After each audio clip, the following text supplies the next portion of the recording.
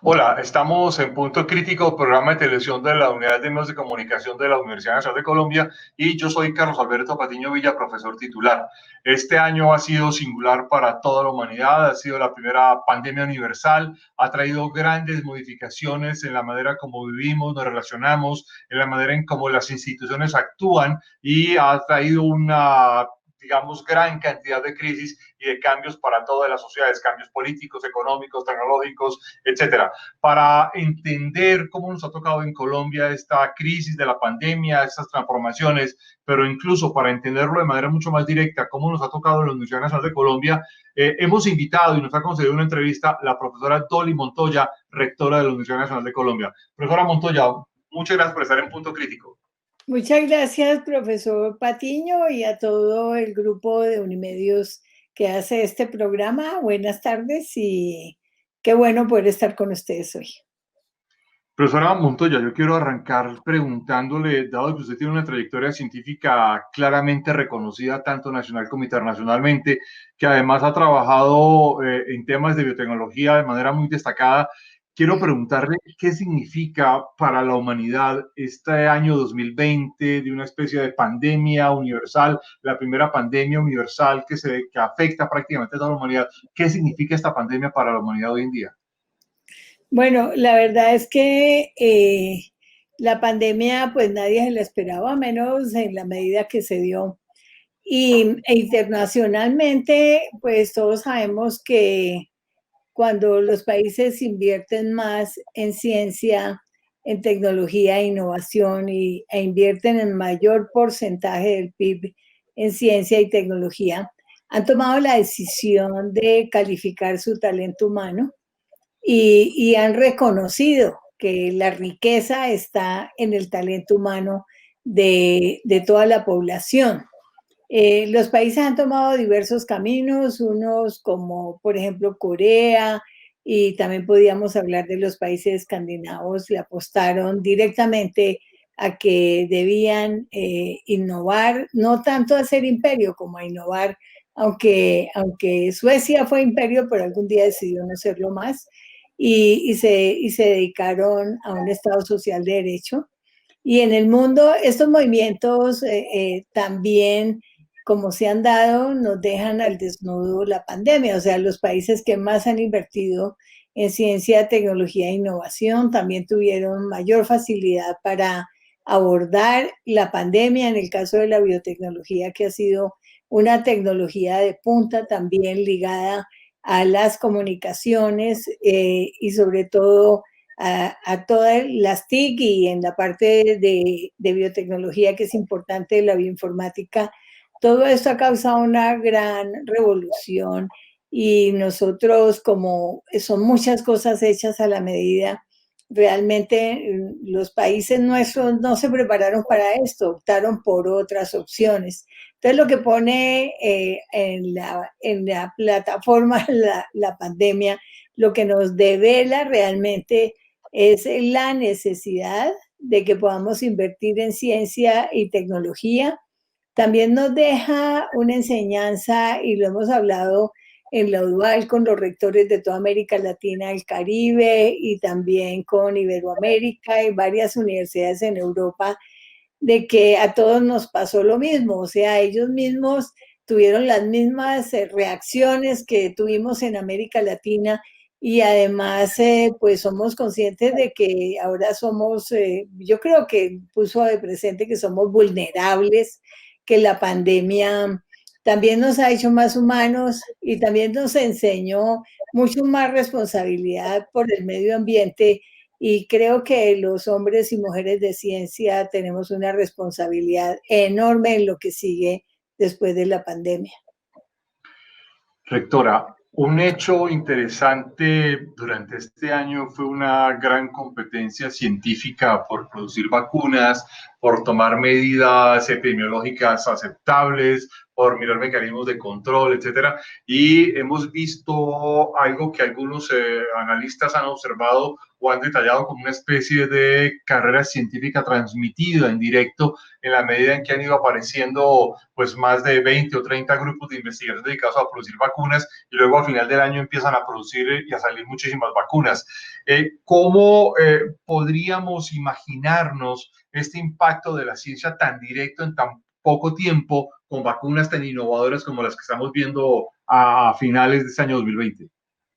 Sí, digamos que es sorprendente que cuando antes de que llegara el virus a Colombia, ya los chinos habían mostrado las secuencias del virus y lo habían puesto a disposición de la humanidad para que avanzaron muchísimo y muy rápidamente, porque como ellos fueron los primeros afectados, entonces lo socializaron muy rápidamente y porque nadie lo tenía en ese momento para estudiarlo. Entonces, el hecho de que esta ciencia abierta hubiera quedado en manos de todos los países permitió que que se hicieran muchas alianzas internacionales entre los países que tienen más capacidad para producir, para hacer biotecnología de muy alto nivel, porque no todos los países estábamos preparados para desarrollar ese tipo de vacunas. Entonces, muchos países latinoamericanos se acudieron a unas alianzas con el exterior, pero esto lo que muestra es que esto va a seguir siendo así. Y qué bueno que sea de la ciencia como se extrae todo este trabajo, como la gente empieza a entender y a leer las publicaciones y que nuestros epidemiólogos y nuestros profesores de la Facultad de Medicina se reunieron, hicieron un plan de pandemia, el manejo de la pandemia y otros epidemiólogos también con el presidente, también con la alcaldía de Bogotá, trabajamos en Medellín. Entonces todo esto hace que fueron como muchas cosas, digamos, por un lado son las pruebas, por el otro lado son las vacunas, por el otro lado también que se necesitan más respiradores, que necesitan cámaras especiales para manejo de pacientes. La universidad ha desarrollado un montón de dispositivos médicos para poner a disposición del hospital universitario y de otros actores del sistema. Se une el Ministerio, el Instituto Nacional de Salud, arma toda una estructura también para hacer las pruebas. O sea, ciencia por todos los lados aparece en la pandemia. Entonces hay cosas que nosotros hemos como universidad acudido a hacer rápidamente, pero hay otras como la vacuna que se requería un potencial científico muchísimo más fuerte para abordarlo, porque estas vacunas tienen la particularidad de que ya cuando se prueban en animales y se miran los primeros experimentos si reaccionan o no, hay que hacer pruebas clínicas tipo 1, tipo 2, tipo 3, y cada vez se va aumentando el número de pacientes. Y en este momento, pues eso es cuando dicen en cada una de las etapas y en cada uno de los pasos, entonces lo que se hace clínicamente son cosas diferentes. Entonces, esto hace que es como una carrera, ¿no? La meta uno es pasar las pruebas 1, luego la 2 y la 3 que la vacuna de Pfizer ya lo hizo, Pfizer y Biotech. Entonces, en esto, pues, digamos, y ese es un tipo de vacunas, pero hay otras que son diferentes, que usan el virus completo, atenuado. Entonces, todo esto hace que digamos haya una serie, una competencia entre los productores de vacunas para mirar cuál sale más rápidamente y cuál es más eficaz también. Pero fíjate que es que todo lleva ciencia. El manejo de esta pandemia fue realmente poder entender que por un lado vacunas, por el otro lado equipos, por otro lado todo lo que se hacía y para los epidemiólogos no se podían inventar el día de la pandemia, se habían formado durante años para responderle al país. Entonces, Realmente yo creo que esto y la intercomunicación y la transformación digital y el habernos preparado para pasar a la transformación digital fue algo muy importante también. Entonces yo creo que respondimos muy rápidamente con mucha flexibilidad y creo que las universidades en general, pero la nuestra es muy flexible para esto, a pesar de luchar tanto entre la tradición y el cambio. Eso fue muy hábil para pasar rápidamente, ser flexible, responder, pasar rápidamente a la nueva situación y pues bueno, y terminamos el año con los semestres al día y todo el mundo, si no hubiera sido por la colaboración de la comunidad, no logramos nada, porque podemos dar directrices, pero si todos no nos ponemos de acuerdo en un liderazgo colectivo, no se construye. Pues recta, quiero empatar con lo último que usted acaba de decir. Le iba a preguntar exactamente cómo ha afectado y cómo ha transformado la pandemia a la universidad, a la vida universitaria. Ha tenido una transformación profunda. Sí, digamos que por un lado nosotros somos una universidad presencial y pretendemos seguir siendo una universidad presencial. ¿Por qué presencial? Porque nosotros hacemos armonización de las funciones misionales en docencia, investigación y extensión. Y la docencia la docencia es como el 30% de la formación de un estudiante, pero la investigación y cuando hablamos de extensión es el trabajo con las comunidades, con las empresas, con la sociedad, con los otros actores. Esto realmente es muy difícil de hacer. Algunas cosas se pueden hacer, pero la mayoría de las cosas se suspenden. Sin embargo, la universidad mantuvo abiertos los laboratorios de investigación de los estudiantes de doctorado, de las pruebas, etcétera. Entonces, nosotros hemos sido flexibles para trabajar en hacer el apoyo a la sociedad, pero de todas maneras creo que lo que tenemos que aprender ahorita es hacer una reflexión profunda de todo lo que nos ha pasado, que es lo que estamos haciendo en este momento. Luego, la reflexión profunda nos debe llevar a sacar los aprendizajes que hemos tenido en pandemia para hacer las nuevas propuestas. Y evidentemente se está hablando de universidades plataformas, yo no estoy de acuerdo con eso, la universidad genera el conocimiento, sobre todo en ciencias básicas y el equivalente de ciencias básicas en humanas, como la filosofía, la historia, la geografía, la antropología, y este soporte y la savia que dan las ciencias básicas, como en la raíz del árbol, más todas las artes, que nos ayuden a ser mejores seres humanos, ese es el deber ser de una universidad. Ahora, las profesiones y todo lo que está en la parte de arriba, tenemos que movilizarla, transformarla y de todas maneras tenemos que reflexionar muy claramente, bueno, en esta nueva etapa y en la post-pandemia, qué cosas tenemos que modificar y cómo podemos ser también más ágiles. O sea, aprender de esto que tenemos hoy para que podamos trabajar de manera más ordenada y aprovechar lo que aprendimos en las clases remotas y en el trabajo remoto, aprovecharlo muy bien para mejorar la presencialidad también. Rectora, desde su perspectiva, desde su responsabilidad institucional, ¿cuál cree que fue la sede más afectada en el marco de esta transformación de la pandemia? Bueno, pues, profe, como usted sabe, nosotros tenemos estudiantes de 850 municipios del país. Entonces, cuando hablamos de 850 municipios del país, estamos hablando de los municipios de todo tipo. Entonces, y eso para nosotros también dificulta las decisiones nacionales, porque, por ejemplo, en Medellín, el 50% son de Medellín y el área metropolitana, 50-60%. El resto son de Nariño, son de la costa o son de Bogotá. Y así en todas las sedes hay estudiantes de todo el país.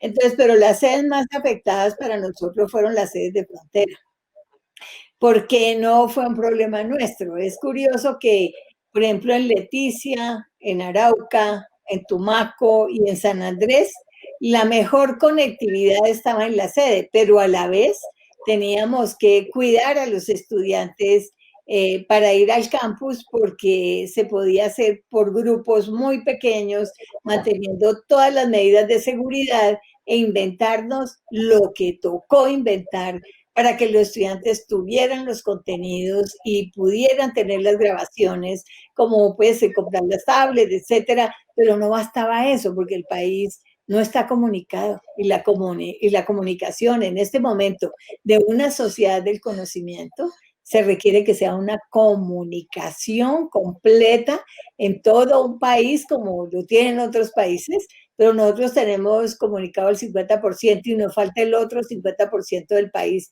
Y la verdad es que ahorita la conectividad se vuelve un derecho humano. O sea, porque si no es perder la posibilidad de acceder al conocimiento universal. Entonces, esas 4 sedes fueron las más afectadas. En las sedes de ciudades menos, porque los estudiantes muchos se quedaron y como los estudiantes se van a sus municipios, pues es muy difícil cubrirlos a todos, porque a pesar de haber conseguido datos, lo que sea, no importa, no llegan ni al municipio más cercano. Entonces, varios de nuestros estudiantes es que no los hemos podido conectar porque el país no está conectado. Entonces, no depende de nosotros, depende también de que son problemas que nos salen de las manos. Pero fue muy interesante. Rectora, la universidad, y se lo pregunto a usted con su formación, su trayectoria científica y frente a la responsabilidad institucional, ¿cómo cree que se está conectando a esta gran carrera científica que está marcando una especie de cambio en las dinámicas de producción de la que hablábamos hace un rato? ¿Cómo nos estamos conectando como universidad con esas tendencias y cómo logramos conectar a nuestros estudiantes en esos cambios? Digamos que nosotros hemos tenido una ventaja como universidad y es que siempre estamos internacionalizados. Entonces nosotros cuando tenemos que resolver problemas nacionales, nosotros siempre contamos con el conocimiento universal. Y entonces la gente nuestros profesores se forman en el exterior, siempre tenemos convenios, tenemos proyectos. Entonces, si tú me preguntas, por ejemplo, en biotecnología, nosotros hablamos el mismo lenguaje universal. La diferencia que tenemos es que no tenemos muchos recursos para avanzar más rápidamente, pero la ciencia en la universidad todo el tiempo se preocupa por estar al día, por estar en la frontera del conocimiento, por llegar a la frontera del conocimiento, porque digamos, esto de traer experiencias y aprendizajes para resolver problemas nacionales es algo que lo ha hecho la universidad a través de la historia.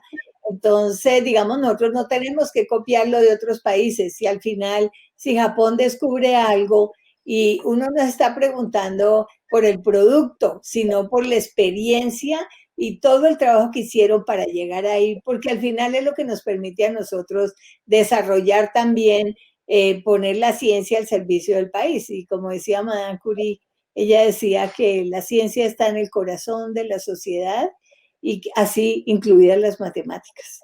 Entonces yo creo que esto es algo que nosotros hemos tratado de hacer, de que sea parte de la vida cotidiana de los ciudadanos. Pero es difícil cuando muchas veces tenemos grupos parados, profesores parados por falta de inversión en ciencia y tecnología. Entonces nosotros sabemos en qué va todo y a los estudiantes les contamos en las clases nuestra experiencia, cómo buscamos en los journal internacionales y nosotros estamos bien rankeados como país y sobre todo como universidad dentro de las 10 mejores de América Latina y tenemos 5 estrellas de QS y un montón de cosas, pero podríamos estar mucho mejor si tuviéramos recursos de verdad. Entonces el problema de los recursos para nosotros ha sido una limitación, pero hemos hecho grandes esfuerzos en proyectos de regalías que hemos conseguido muchísimo dinero como comunidad. No todos y nosotros creando autopistas para que los proyectos de regalías tengan mayor fluidez también. Entonces, realmente yo creo que nuestra comunidad está preparada para asumir cualquier reto en ciencia y necesitamos fortalecer centros de excelencia, de investigación, más inversión, tomarnos en serio la ciencia. Eso nos falta como país. Rectora, ¿cómo cree usted que va a ser el año 2021 en el país y en la universidad? Pues yo creo, ahí me preguntan usted qué piensa del futuro. Yo digo, el futuro es hoy y va a ser lo que sembremos. porque yo no creo que uno pueda cosechar de lo que no siembra.